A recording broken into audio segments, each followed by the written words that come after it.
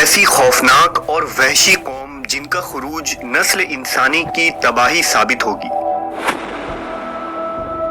اس قوم کی عورتیں جو 1000 بچوں کو جنم دینے کی صلاحیت رکھتی ہیں، ان کی تعداد اتنی زیادہ ہے کہ ایک انسان کے نسبت سینکڑوں میں موجود ہے۔ لیکن یہ قوم کہاں قید ہے؟ کیا انہیں کسی دوسرے سیارے پر قید کیا گیا ہے؟ کیا حضرت ذوالقرنین کا سفر ایک خلائی سفر تھا؟ ہم آج اس ویڈیو میں یاجوج ماجوج کے قرآنی واقعے کو جدید سائنس اور فلکیات کی روشنی میں پیش کریں گے۔ ذوالقرنین اللہ کے ایک نیک بندے اور بادشاہ تھے جنہیں دنیا کے بڑے حصے پر حکومت عطا کی گئی تھی۔ قرآن مجید میں ذوالقرنین کے 3 سفروں کا حال بیان ہوا ہے۔ یہ سفر انتہائی عجیب اور عبرت خیز ہے۔ آپ کا پہلا سفر مغرب کی جانب تھا جس کا مقصد آب حیات کو تلاش کرنا تھا، لیکن آپ اس میں ناکام رہے۔ آپ نے دوسرا سفر مشرق کی طرف کیا جہاں سورج طلوع ہو رہا تھا، جہاں آپ نے ایک خانہ بدوش اور غیر مہذب قوم کی مدد کی۔ تیسرا اور سب سے عجیب و غریب سفر شمال کی جانب تھا۔ اس سفر کے دوران آپ ایک مقام پر پہنچے جس کا نام سدین یعنی 2 پہاڑوں کے درمیان کی جگہ تھی۔ یہاں ایک قوم آباد تھی جو ایسی زبان بولتی تھی جو سمجھ سے بالاتر تھی۔ ان لوگوں کے ساتھ آپ نے اشاروں میں بات کیا۔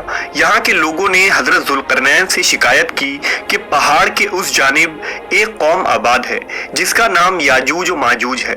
یہ لوگ خوب فساد مچاتے اور ہم پر ظلم کرتے ہیں، لہذا آپ ان کے خلاف کارروائی کریں اور ہماری مدد فرمائیں۔ مورخین نے لکھا کہ یاجوج ماجوج حضرت نوح علیہ السلام کے تیسرے بیٹے یافس کی اولاد ہے۔ ان کی تعداد بہت زیادہ ہے۔ یہ لوگ سخت جنگجو اور وحشی لوگ ہیں۔ یہ جانوروں کی طرح زندگی گزارتے اور غاروں میں رہا کرتے ہیں اور بہار کے موسم میں نکل کر کھیتیاں اور سبزیاں کھا جاتے ہیں۔ یہ لوگ اس قدر جنگلی ہیں کہ آدمیوں، جنگلی جانوروں، سانپ، بچھو، گرگٹ اور ہر طرح کے حیوانات کو کھا جاتے ہیں۔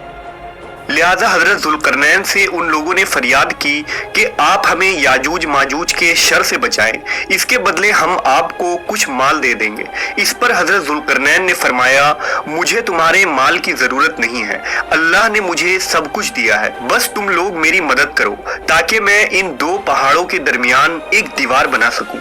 لہذا آپ نے وہاں زمین کھدوائی اور پگھلے ہوئے تانبے جمع کر اس پر لوہے کے تختے بنا دیے، ان کے درمیان لکڑی اور کوئلہ بھروا کر خوب آگ بھڑکائی۔ اس طرح یہ دیوار پہاڑ کے بلندی تک اونچی کر دی گئی۔ یہ دیوار نہایت ہی مضبوط اور مستحکم تھا۔ اب یاجوج ماجوج دیوار کے اس پار قید ہو چکے تھے اور ان کا انسانی آبادی کی طرف آنا تقریباً ناممکن تھا۔ لوگوں نے حضرت ذوالقرنین کا شکر ادا کیا تو انہوں نے فرمایا، وقتی طور پر تو یہ دیوار یاجوج ماجوج سے تم لوگوں کو محفوظ رکھے گی، لیکن ہر چیز ایک دن ختم ہو جاتی ہے، لہٰذا یہ دیوار بھی ایک دن توڑ دی جائے گی اور یاجوج و ماجوج نکل آئیں گے۔ حدیث کے مطابق یاجوج و ماجوج روزانہ اس دیوار کو توڑتے ہیں اور دن بھر جب محنت کرتے کرتے اسے توڑنے کے قریب ہو جاتے ہیں تو ان کا سردار کہتا ہے کہ چلو باقی کو کل توڑیں گے۔ دوسرے دن جب وہ اسے توڑنے آتے ہیں تو اللہ کی قدرت سے یہ دیوار پھر سے مضبوط ہو جاتی ہے اور اپنی اصلی حالت میں لوٹ آتی ہے۔ لیکن جب اس دیوار کے ٹوٹنے کا وقت آ جائے گا تو ان میں سے ایک کہنے والا کہے گا، چلو اب اس دیوار کو انشاءاللہ کل توڑیں گے۔ ان لوگوں کے انشاءاللہ کہنے کی برکت سے دوسرے دن دیوار ٹوٹ جائے گی۔ یہ وقت قیامت کے قریب کا ہوگا۔ دیوار ٹوٹنے کے بعد یاجوج ماجوج نکل پڑیں گے اور زمین میں ہر طرف فتنہ و فساد مچائیں گے، چشموں اور تالابوں کا پانی پی جائیں گے، جانوروں اور درختوں کو کھا لیں گے اور زمین کے ہر بلندی اور وادیوں میں دوڑتے پھریں گے۔ یاجوج ماجوج کون ہیں اور وہ دیوار آج کہاں موجود ہے، اس کے متعلق ہر زمانے میں علماء و محققین کے الگ الگ رائے اور تعویلات موجود ہیں اور اس میں اختلاف کثیر ہے۔ پہلا نظریہ یہ ہے کہ تاتار اور منگول یاجوج و ماجوج تھے جو 11ویں صدی میں اسلامی ممالک پر حملہ آور ہوئے اور خوب تباہی مچائی۔ दूसरी राय ये है कि यूरोपीय और अमरीकी अक़वाम ही याजूज और माजूज हैं, क्योंकि ईसाई लिटरेचर में भी उन्हें गोग एंड मैगोग की नस्ल से जोड़ा गया है, जिन्होंने 18वीं सदी में दुनिया के मुख्तलिफ हिस्सों पर कब्जा किया और खूब लूट मार की।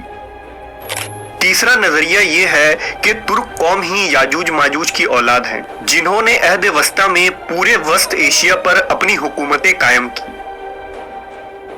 लेकिन अब सवाल ये उठता है कि वो अजीम और बुलंद दीवार कहाँ है जो हजरत जुल्करनैन ने याजूज माजूज से हिफाजत के लिए बनाई थी। लिहाजा मुख्तलिफ ममालिक में पाए जाने वाले तारीखी दीवारों और दर्रों को याजूज माजूज के उस दीवार से जोड़ा जाता रहा है, जिनमें दीवार चीन, दीवार कफकाज, जर्मनी का दीवार बर्लिन और रूस का दर्रा दारियाल शामिल है। लेकिन ये तमाम दीवार इतने मजबूत नहीं है कि उन्हें तोड़ा ना जा सके, और ना ही ये लोहे और तांबे पिलाए दीवार हैं। लिहाजा ये तमाम तावीलात भी फासिद करार पाते हैं और ये दीवार जुल्करनैन के साख्त बनावट पर इतलाक नहीं की जा सकती।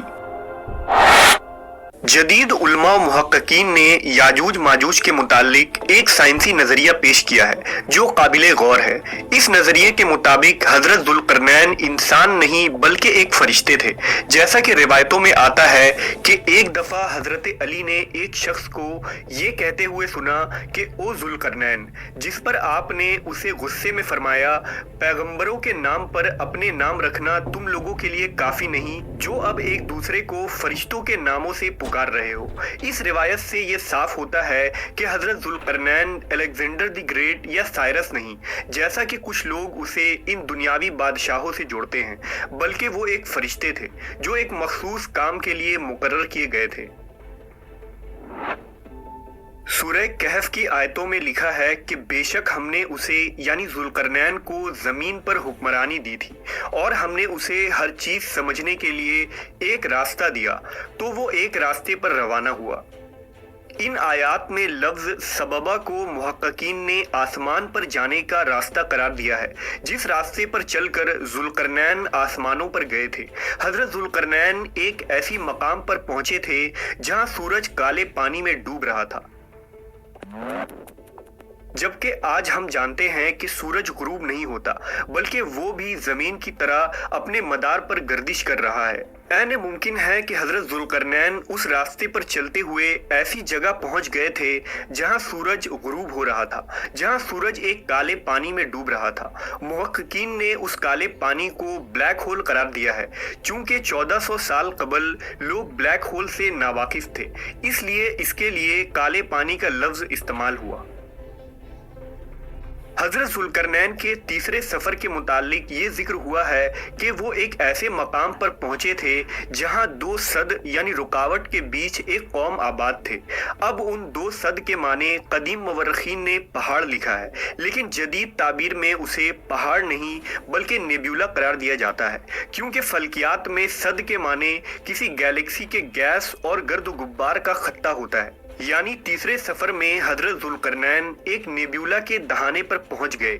ऐने मुमकिन है कि वहां आबाद लोग कोई इंसानी मखलूक नहीं बल्कि खिलाई मखलूक यानी एलियंस हों, जिन्होंने हजरत जुल्करनैन से ये दरखास्त की कि वो एक बैरियर बना दे ताकि वो याजूज माजूज से महफूज हो जाएं। जिसकी दलील ये है कि इस आयत में लफ्ज अर्ज जिक्र हुआ है, जिसके माने सिर्फ जमीन नहीं बल्कि कायनात में मौजूद मुख्तलिफ सैयारे भी होते हैं। कुरान मजीद में मुख्तलिफ मकामात पर 7 आसमानों और ज़मीनों का जिक्र हुआ है, लिहाजा यहाँ अर्ज से मुराद हमारी ज़मीन नहीं बल्कि इस कायनात की दूसरी ज़मीन है, जहाँ इंसान नहीं बल्कि खिलाई मखलूक आबाद हैं। अल्लाह ने हजरत जुल्करनैन पर खास रहम करम फरमाया था और उस वक्त जदीद टेक्नोलॉजी के गैर मौजूदगी के बावजूद उन्होंने ऐसा सद यानी बैरियर बना दिया जो एटमॉस्फेरिक गैस पर मुश्तमिल था और ये लोहे और तांबे के पिघलने की वजह से वजूद में आया था। इस बैरियर ने उस सैयारे के गिर्द एक दीवार बना दी जिस पर याजूज माजूज आबाद थे और इस तरह वो उस सैयारे में कैद हो गए। یہ کوئی نیا نظریہ نہیں جو صرف آج کے جدید سائنسی علم کے مطابق بنایا گیا ہے، بلکہ اس سے ملتا جلتا نظریہ صحابہ کرام کا بھی تھا۔ مثلا حضرت کعب بن احبار نے یہ دعویٰ کیا تھا کہ ذوالقرنین نے اپنا گھوڑا ایک ستارہ سے باندھا تھا، جس پر حضرت معاویہ نے انہیں ایسی بات کرنے سے منع فرمایا تھا کیونکہ ابھی لوگ ایسی باتوں کو سمجھنے کے قابل نہیں ہوئے تھے۔ اسی طرح حضرت علی نے فرمایا تھا کہ اللہ نے بادلوں کو حکم دیا کہ وہ ذوالقرنین کو جہاں چاہے وہاں لے جائیں۔ مختصر یہ کہ ذوالقرنین کا یہ سفر نہ صرف ایک خلائی سفر یعنی اسپیس ٹریول تھا، بلکہ یہ وقت میں بھی ایک سفر تھا۔ آج سائنس کا یہی نظریہ ہے کہ اس طرح کے پورٹلز ہو سکتے ہیں جس کے ذریعہ ہم نہ صرف خلا کے دوسرے حصے میں سفر کر سکتے ہیں بلکہ وقت میں بھی سفر ممکن ہے۔ یہ عین ممکن ہے کہ یاجوج ماجوج ایلینز ہوں جو کسی اور پلانٹس یا ڈائمنشن میں قید ہوں، کیونکہ ہماری یہ دنیا جس کی آبادی آج اربوں تک پہنچ چکی ہے، ایسے میں یاجوج ماجوج کی اتنی بڑی تعداد جو جھیلوں میں موجود پانی تک کو ختم کر دیں گی، ان کا اس دنیا میں موجود ہونا ممکن نہیں ہے۔ نیز یہ کہ آج دنیا کے ہر علاقے، بر اعظم اور جزیروں کی دریافت ہو چکی ہے، اور اب دنیا کا کوئی گوشہ باقی نہیں جہاں تک انسانوں کی رسائی نہیں۔ پھر یہ کیسے ممکن ہو سکتا ہے کہ اتنی بلند دیوار اور اس میں قید قوم کو دریافت نہیں کی جا سکی؟